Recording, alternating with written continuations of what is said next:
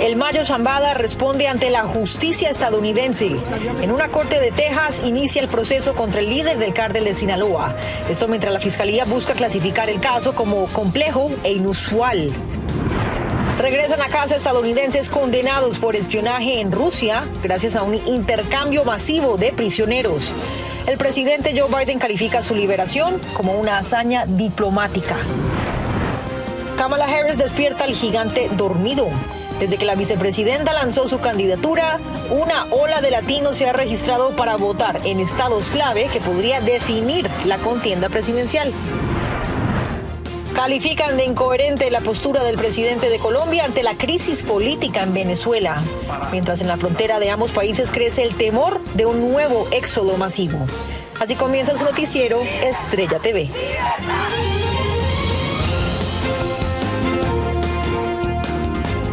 Muy buenas tardes, bienvenidos a su noticiero Estrella TV. Les saluda con muchísimo gusto Nurmila. Gracias por su compañía. Vamos a iniciar en Texas, donde este jueves el líder del cártel de Sinaloa, Ismael El Mayo Zambada, regresó a la corte un día después de que una jueza dictaminó que el capo debía permanecer detenido y sin derecho a fianza en una cárcel del Paso. Desde allí nos conectamos con nuestro corresponsal, Salvador Gómez, que nos tiene los detalles de la audiencia de hoy.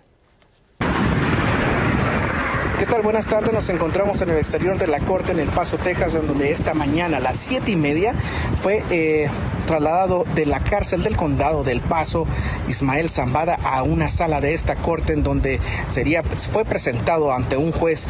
Minutos después llegó su equipo de defensa, en donde los dos puntos importantes fue que pidieron una extensión de término para presentar pruebas de su cliente de 70 días a un año, además de pedir una fianza, la cual les fue negada desde el día de ayer. Es por eso que el Mayo Zambada continuará en una cárcel del estado de Texas, donde también no se ha informado si se quedará aquí en El Paso, Texas, o será trasladado a otra cárcel con mayor seguridad. Hasta estos momentos continúa dentro de la corte en espera de su traslado. Regresamos con ustedes. Bueno, y la jueza del distrito programó una nueva audiencia de seguimiento del caso de El Mayo Zambada para el próximo 9 de septiembre. Seguimos con que este jueves Estados Unidos, Rusia y otras 4 naciones realizaron el mayor intercambio de prisioneros desde la Guerra Fría. 24 personas fueron liberadas, incluyendo al periodista estadounidense del Wall Street Journal, Evan Gershkovich, y también el exmilitar Paul Whelan, condenados por espionaje en Rusia. También otra ciudadana y un residente estadounidense quedaron en libertad. Desde la Casa Blanca, rodeado de familiares de prisioneros, el presidente Joe Biden se dirigió a la nación. This is an incredible relief for all the family members gathered here. It's a relief to the friends and colleagues all across the country who've been praying for this day for a long time. The deal that made this possible was a feat of diplomacy and friendship. Este es el último intercambio entre Washington y Moscú después de que fuera liberada la estrella del baloncesto Brittney Griner. Esto a cambio del notorio traficante de armas Victor Bout. Y después de 23 años del ataque terrorista que cambiaría el rumbo de la historia de Estados Unidos, los fiscales llegan a un acuerdo de culpabilidad con 3 de los sospechosos de haber perpetrado el atentado a las Torres Gemelas, desatando polémica entre sobrevivientes y familiares de las víctimas. Pasamos a Nueva York con Ángela González. Después de 23 años y múltiples tropiezos por casos de tortura, la pandemia y la renuncia de jueces, el gobierno de Estados Unidos, y luego de 27 meses de negociaciones, alcanzó un acuerdo de culpabilidad con Khalid Sheikh Mohammed, Walid bin y Mustafa al-Hawasawi, 3 de los sospechosos de los ataques terroristas del 9/11, los más mortíferos en suelo estadounidense, quienes se encuentran detenidos en la base militar estadounidense de Guantánamo en Cuba. Familiares de las víctimas recibieron una carta con el anuncio, luego de que el Departamento de Defensa lo hizo público. Todos recibimos una carta del Departamento de Defensa, donde los líderes de organizaciones, como un servidor, hemos retornado la carta. Nuestra comunidad, nuestra lucha y nuestra convicción para llegar a una finalidad en cuanto a este tedioso proceso. Se necesita fijar justicia. Quedan interrogantes si Arabia Saudita fue partícipe en cuanto a patrocinar a los terroristas vinculados directamente con los ataques del 11 de septiembre. Con el acuerdo, los acusados se enfrentan a una condena de cadena perpetua, evitando así la pena de muerte y un largo y complicado juicio. Las familias tendrán la opción de testificar en contra de esto sobre el impacto en sus vidas para que un jurado determine la sentencia. A partir de ahora, tendrán 45 días para enviar preguntas que los acusados deberán responder y los fiscales viajarán para reunirse con las familias y discutir este acuerdo. Lo que queremos es justicia, que se sepa toda la verdad. Si se llega a un acuerdo con las condiciones de que estos terroristas puedan proveer toda la información disponible, porque el terror está vigente aún, el terror sigue viviendo con nosotros. Entonces nosotros tenemos que fijar todas las herramientas, tener toda la información correcta para combatir el terror. Los 3 acusados aún se enfrentan a una audiencia de sentencia para el 2025 en donde las partes podrán presentar pruebas y esto podría conllevar a una condena de cadena perpetua según expertos. Desde Nueva York, Ángela González, Noticias Estrella TV.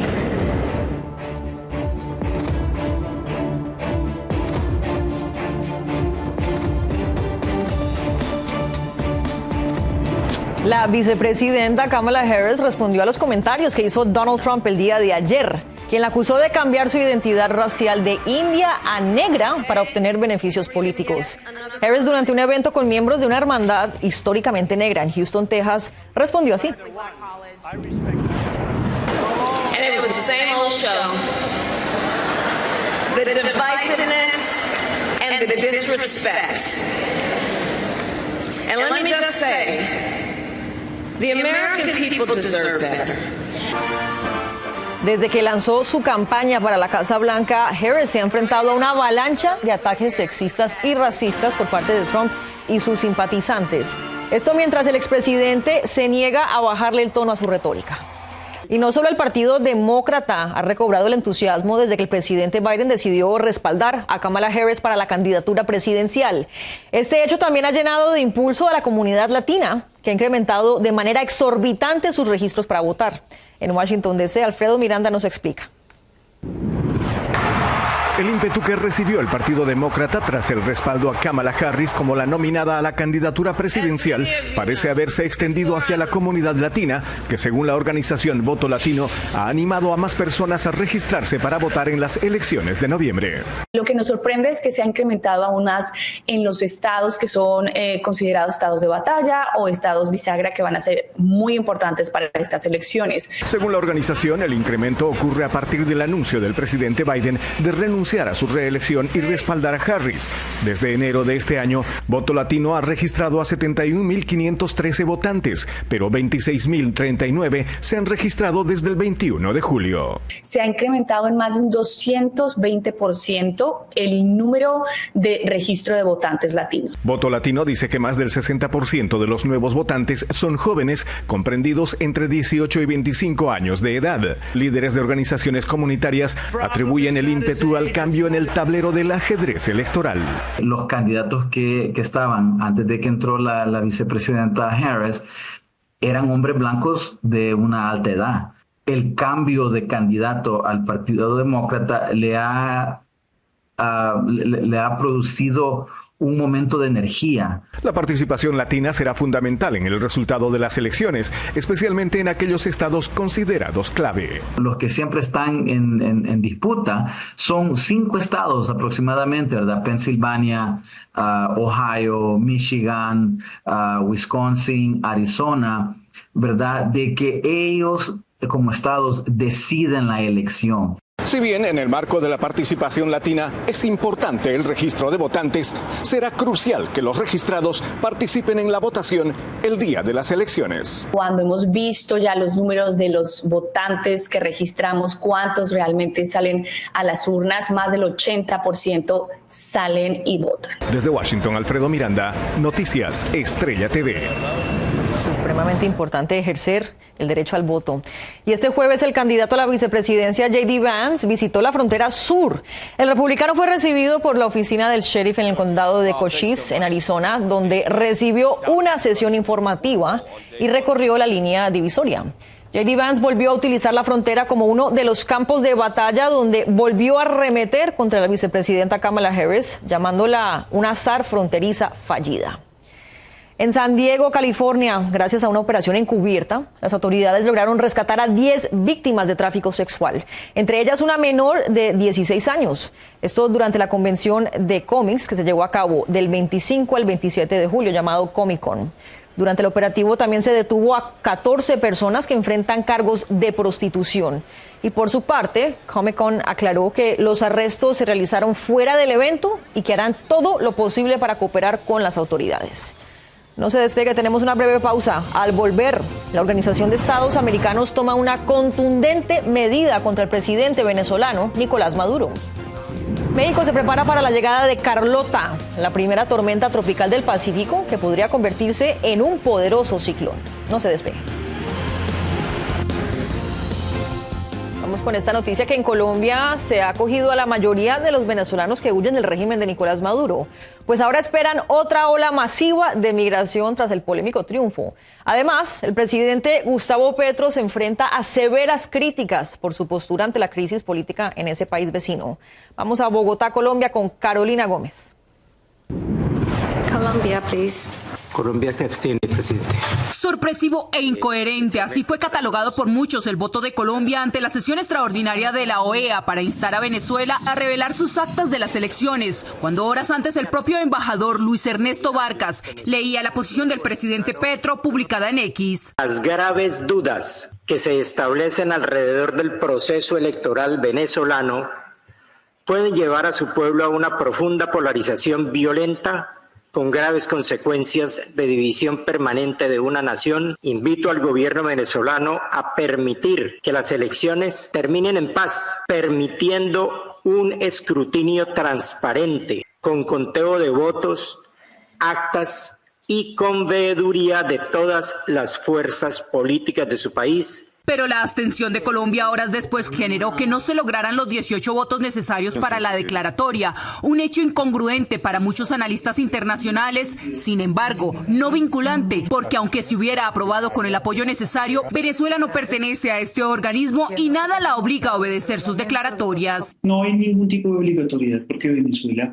desde el gobierno de Nicolás Maduro, pero que desde el año 2019, salió de la Organización de Estados Americanos. Mientras tanto, la desilusión en las calles de Colombia, el país con mayor migración, casi 3 millones de venezolanos, es reinante. Es injusto, ¿sabes?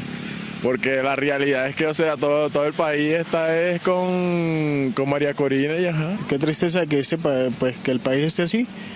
Y yo me vine por eso. Con el paso de las horas y las medidas represivas del régimen, muchos organismos humanitarios se preparan en zonas limítrofes y monitorean lo que podría ser una nueva y masiva ola de migración. Hacer un llamado en función de la necesidad, por supuesto, de recursos, de sumatoria de esfuerzos, porque en este caso la capacidad de respuesta estaría desbordada. Otro de los aspectos criticados mucho, sobre todo por la oposición de este país, fueron las declaraciones de Maduro, donde afirma que está en diálogo constante con Petro y que lo escucha mucho. Declaraciones que no han sido afirmadas o desmentidas por el gobierno de este país. En Bogotá, Colombia, Carolina Gómez para Noticias, Estrella TV. Gracias, Carolina. Y como contraparte, la Organización de Estados Americanos, mejor conocida como la OEA, pedirá el arresto del presidente de Venezuela, Nicolás Maduro. Este jueves, durante una sesión extraordinaria celebrada en Washington, la organización anunció que solicitará esta acción a la Corte Penal Internacional. Esto por la represión que ha impuesto el mandatario contra el pueblo venezolano después de las elecciones presidenciales. Y en los estados del Pacífico mexicano, autoridades y pobladores se preparan para la llegada de la tormenta tropical Carlota, que podría convertirse en un destructivo huracán. Tenemos a nuestro corresponsal allá en México, Víctor Blázquez, quien nos cuenta más.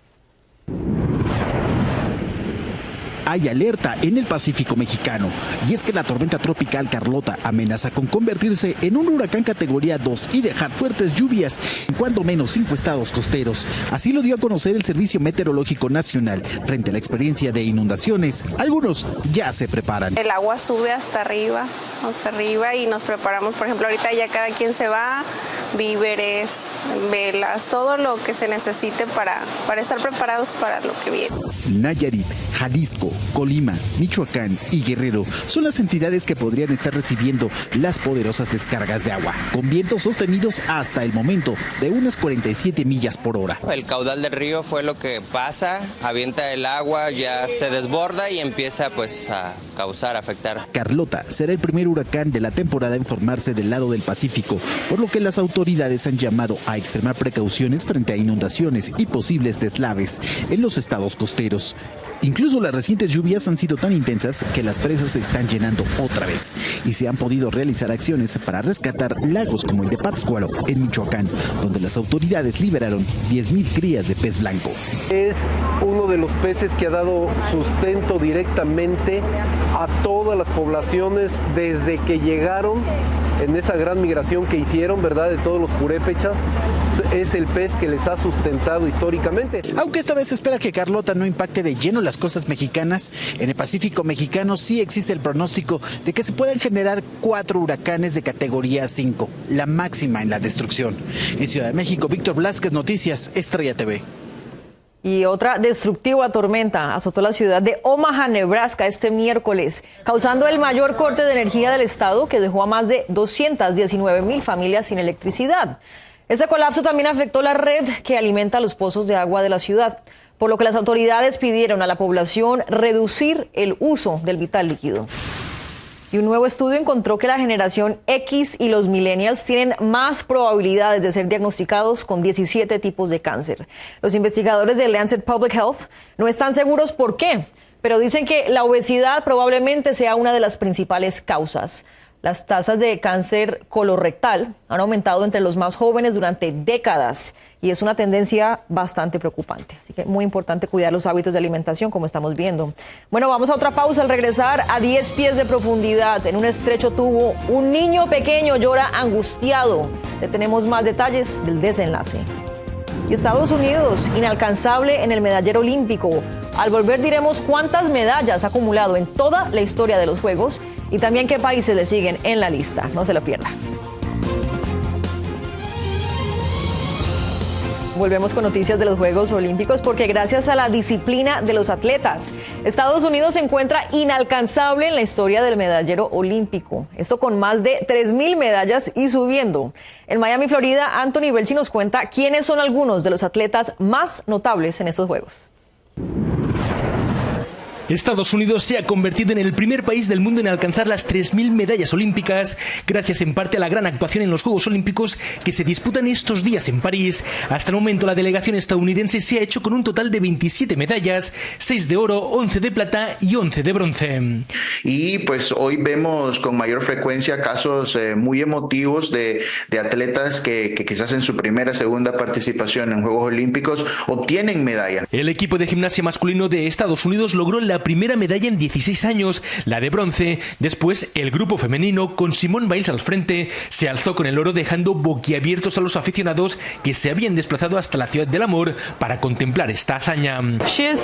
Ella es muy fuerte mentalmente en la cancha, fuera de ella, y por todo lo que ha pasado, es una atleta muy especial de ver y alguien a quien admirar, sin duda. Y Biles ha vuelto a ganar otra de oro este jueves. Ha sido una de las atletas más aclamadas, especialmente por su historia personal. Ella fue una de las víctimas de abuso sexual de Larry Nassar, el antiguo médico del equipo nacional de gimnasia. Es una atleta increíble y tuvo momentos muy difíciles en los últimos Juegos Olímpicos, pero realmente se recuperó de eso y creo que no solo es una atleta maravillosa, sino un modelo a seguir para las mujeres jóvenes.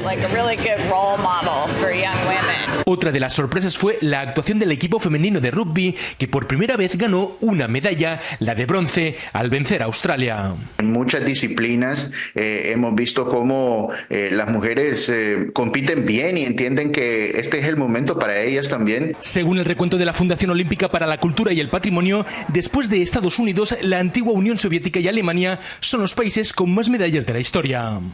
En cuanto a las medallas de oro, Estados Unidos mantiene el récord 1.180, aunque este año solo ha obtenido 2 en natación, 2 en gimnasia y otra en esgrima. Podrían sumarse más en los próximos días. Desde Miami, Florida, Anthony Belchi, Noticias Estrella TV. Qué orgullo, Anthony, muchas gracias. Seguimos con Kansas porque un niño de 14 meses fue rescatado de un tubo de desagüe de más de 10 pies de profundidad y 12 pulgadas de ancho. Vamos a mostrarles. There's people coming to help. You hear them? Okay. Son gritos que me parten el alma. Los equipos de rescate trabajaron incansablemente durante 20 minutos para sacar al niño, que se encontraba bastante angustiado, como estaban viendo. Metieron un tubo de PVC más pequeño con una cuerda. Así lograron sacar al niño asustado, pero completamente sano y salvo. Y afortunadamente no fue más de 20 minutos. Nos despedimos con la noticia de que la compañía aeroespacial de Elon Musk, SpaceX, enviará por primera vez a un multimillonario al espacio. Esto para realizar una caminata privada, marcando así un hito en la exploración espacial que poco a poco está abriendo más el acceso a civiles.